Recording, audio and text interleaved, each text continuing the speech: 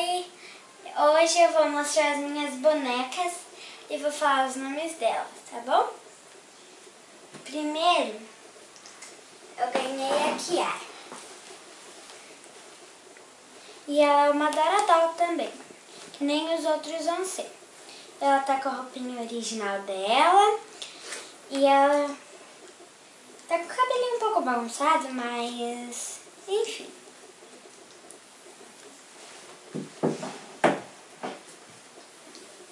Esse é o Daniel e ele foi o segundo que eu ganhei.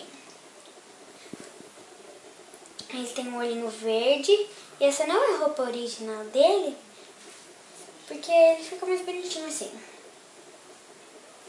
E depois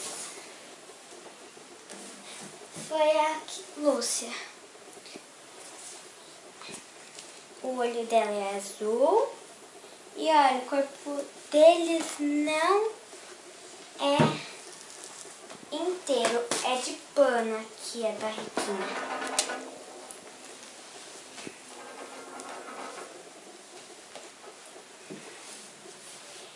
Daí eu vou, no próximo vídeo, eu vou trocar eles, um deles, e vou mostrar um pouco da minha reborn que eu tenho.